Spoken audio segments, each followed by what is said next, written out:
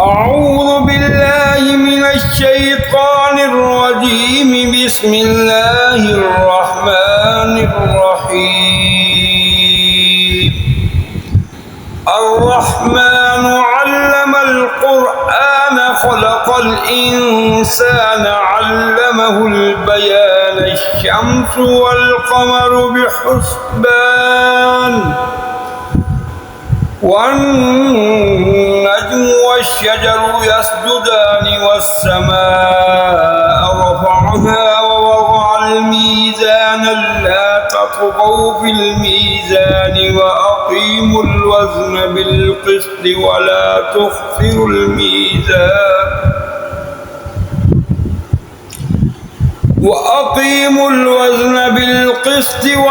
تخسروا الميزان والأرض وضعها للأنام فيها فاكهة والنخل ذات الأكمام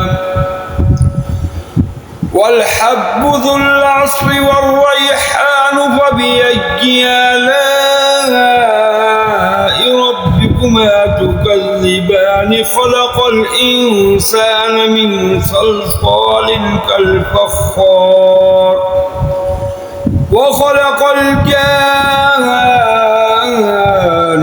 من مارج من نار فبأي آلاء ربكما تكذبان. رب المشرقين ورب المغربين فبأي آلاء ربكما تكذبان. مرج البحرين يلتقيان بينهما برزخ لا يبغيان فبأي آلاء ربكما تكذبان. يخرج منهما اللؤلؤ والمرجان فبأي آلاء ربكما تكذبان. وله الجوار المنشآت في البحر كالأعلام فبأي آلاء ربكما تكذبان. كل من عليها فان ويبقى وجه ربك ذو الجلال والإكرام فبأي آلاء ربكما تكذبان. يسأله من في السماوات والأرض كل يوم هو في شأنه فبأي آلاء ربكما تكذبان. سنفرغ لكم أيها الثقلان فبأي آلاء ربكما تكذبان. يا معشر الجن والإنس إن استطعتم أن تنفذوا من أقطار السماوات والأرض فانفذوا لا تنفذون إلا بسلطان فبأي آلاء ربكما تكذبان. يرسل عليكما شواظ من نار ونحاس فلا تنتصران فبأي آلاء ربكما تكذبان. فإذا انشقت السماء فكانت وردة كالدهان فبأي آلاء ربكما تكذبان. فيومئذ لا يسأل عن ذنبه إنس ولا جان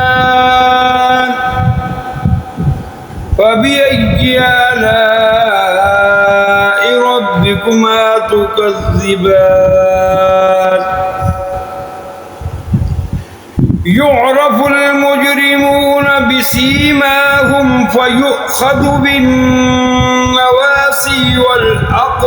والأقدام فبأي آلاء ربكما تكذبان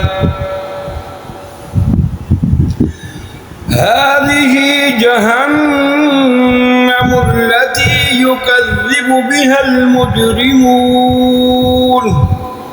يطوفون بينها وبين حميم آن فبأي آلاء ربكما تكذبان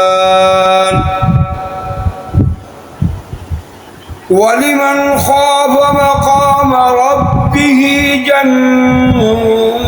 جنتان فبأي آلاء ربكما تكذبان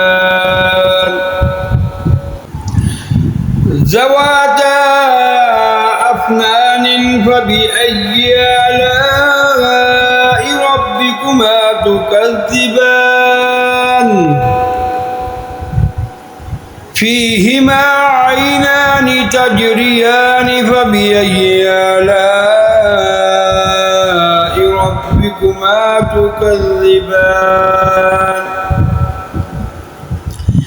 فيهما من كل فاكهة زوجان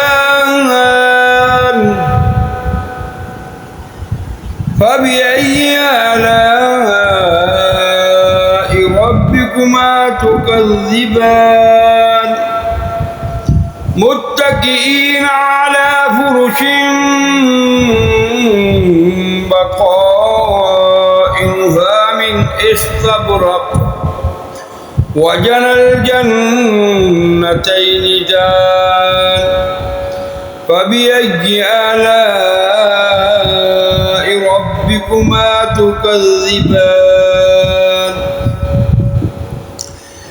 فيهن قاصرات الطرف لم يطمثهن إنس قبلهم ولا جان فبأي آلاء ربكما تكذبان كأنهن الياقوت والمرجان فبأي آلاء ربكما تكذبان هل جزاء الإحسان إلا الإحسان فبأي آلاء ربكما تكذبان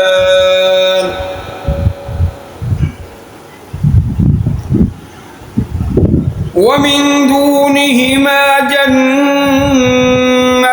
فبأي آلاء ربكما تكذبان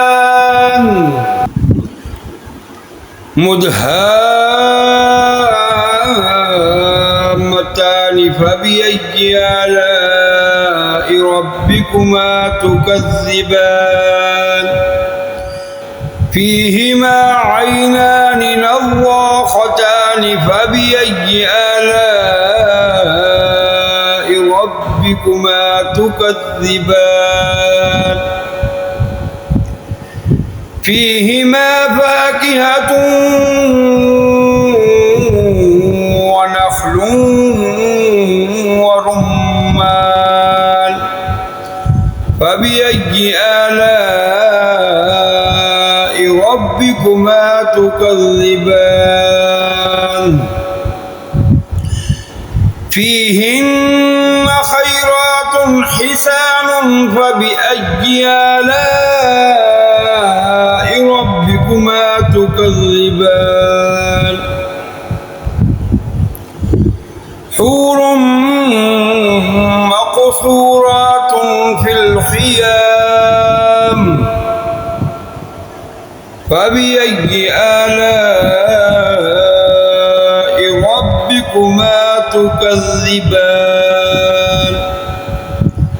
لم يطمثهن إنس قبلهم ولا جان فبأي آلاء ربكما تكذبان متكئين على رفرف خضر وعبقري حسان فبأي آلاء ربكما تكذبان تبارك اسم ربك ذي الجلال والإكرام صدق الله